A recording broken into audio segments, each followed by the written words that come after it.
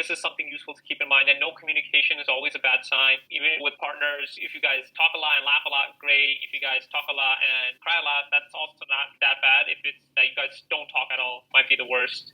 That's very applicable if you happen to be in a long-distance relationship. There are 2 key questions you can ask to push your counterparts to think they are defining success their way. How will we know we're on track? And how will we address things if we find we're off track? When they answer, you summarize their answers until you get a "that's right." Then you'll know they bought in. And when he says until you get a "that's right," he says that even if someone says yes, you're right, that's not as an authentic yes as getting someone to say yes, that's right. What I thought is interesting, a yes isn't always a yes. Chapter 4's title is Beware of Yes. There are actually 3 kinds of yeses: counterfeit, confirmation, and commitment. A counterfeit yes is one in which your counterpart plans on saying no, but either feels yes is an easier escape route or just wants to disingenuously keep the conversation going to obtain more information or some other kind of edge. A confirmation yes is generally innocent, a reflexive response to a black or white question. It's sometimes used to lay a trap, but mostly it's just a simple affirmation with no promise of action.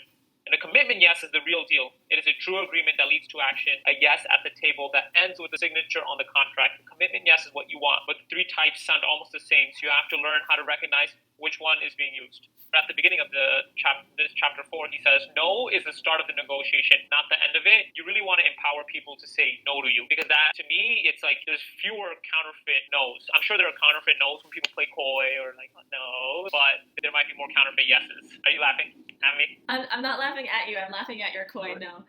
No. You really want to empower people to say no to you, and I think it might come back to us being kids.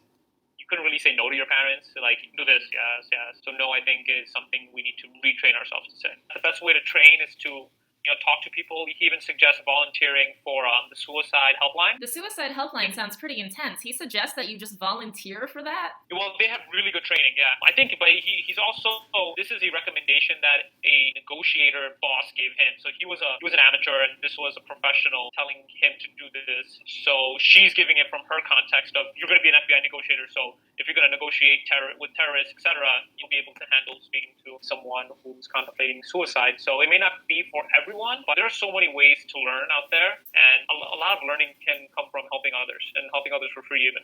Going back to the no's, he also recommends when you want to say no, to kind of soften your no by using euphemisms. And if you want to say no to any request, like especially for money, he suggests saying, how am I supposed to do that? I feel like you also have to say that, though, with a lot of finesse, because just coming from me in the way I speak, sometimes I might have a little more oomph than the average person just because of the way my personality is. That's true. So I feel like if I were like, well, how am I supposed to do that? It might come off the wrong way. And he does go into the different tonalities that you should use too, and he talks about the different voices that you should have. He calls it having the FM DJ voice. And he says that should mostly be your default. Like, you're having fun. And he recommends to smile when you talk. So I imagine using this like saying, or like if someone makes a request that I'm not willing to oblige, or or it gives me a price that I'm not willing to pay, what I would say is like, okay, well, can you explain to me how I'm supposed to do that?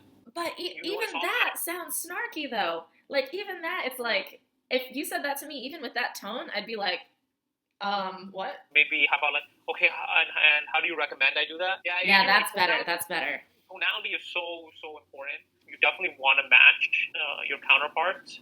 And you don't want to come off as snarky again. Like, it's never worth antagonizing, never ever, especially when you want to tell someone no to something. How am I supposed to do that? I think I might change that to, okay, how do you recommend I do that? There's a whole lot of training for teachers that revolves around asking good questions. So it's interesting to hear from this FBI negotiator, too, the importance of asking the right question. Yeah, and there's actually a Sandler book I'm reading is Asking Questions the Sandler Way. It goes back to us being kids where we're not discouraged from asking a lot of questions, but as adults, we kind of have to relearn this skill. And then to any parents who may be listening, is you may not want to discourage the act of asking questions because it can be a handicap when your kid becomes an adult. So he says to, avoid words like can, is, are, do, or does questions, and who, when, and where are good for getting some facts. Who, when, and where will often just get your counterpart to share a fact without thinking. He says it's best to start with what and how, and sometimes why. And why can backfire. Regardless of what language the word why is translated into, it's accusatory. there are very rare moments when this is to your advantage. So instead of asking, like, you walk in on your students and there's a mess in the lab, instead of saying, why did this happen, say, how did this happen? The how question is important. The question why gets them to put their guards up, while the question how gets them to explain. He does offer good advice on even interviews. So I like that he makes this, applicable to real life. He even asks, like in an interview, one of the follow-up questions you should ask is, what does it take to be successful here? And then also he says in an interview, you want to set up your promotion. You would say, for this role I'm in, what are the metrics? You want to have expectations set up. So, salary, is that your best offer? And you want to have those conversations during the interview process rather than when you accepted the offer. In sales, we're told to use the other person's name often, but he also suggests to use your own name. So like he was talking to a clerk at a shoe store or something, maybe an airport or something, I forgot. And he asks her for a discount, but he calls it, his name is Chris, so he asks, what's the Chris discount?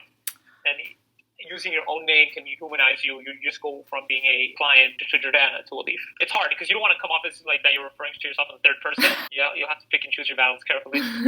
Jordana likes this interview. Thank you, Alif, for joining Jordana on this interview. Yeah. I have one final question for you to wrap this all up. It's actually a two-part question. First, what is the final thoughts that you want to leave us with? And then second, if you had to give this book a final overall rating, how would you rate it? I think the final thing with which I want to leave your audience is also the first thing I shared. That is, I would say, if you had to summarize the book in the author's own words, it would be, there are 4 basic tenets. Separate the person from the problem. Don't get wrapped up in the other side's position. So don't focus on what they're asking for.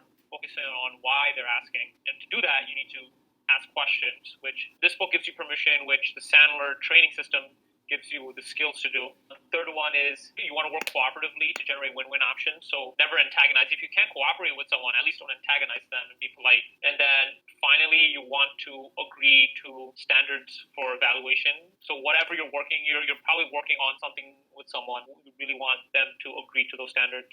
I do like in the book that he has at the end of each chapter something called key lessons, where it's a summary of each chapter. So it really does lend itself to becoming a textbook and reference. And it's one of the books that I would like to own the hard copy for. So when all of the COVID craziness is over, I plan on ordering a used copy. And what would you rate the book overall? It's really good. Definitely worth the read. Overall, I think I would rate the book an A, and an A being I would reread. A lot of people should read it just to, even if they're not in sales, it's just a good skill to have, because you want to be as polite as possible with people. Not necessarily nice, but you want to be polite, you don't want to antagonize, etc. So I would recommend reading and rereading. Never split the difference. Thank you so much for joining me today and doing a little read-along with me. You're welcome, Jordan. It was a pleasure. And it really helped me better absorb the book. And I'm looking forward to rereading it even more now. Well, that was another read-along with Jordana, but also with Alif.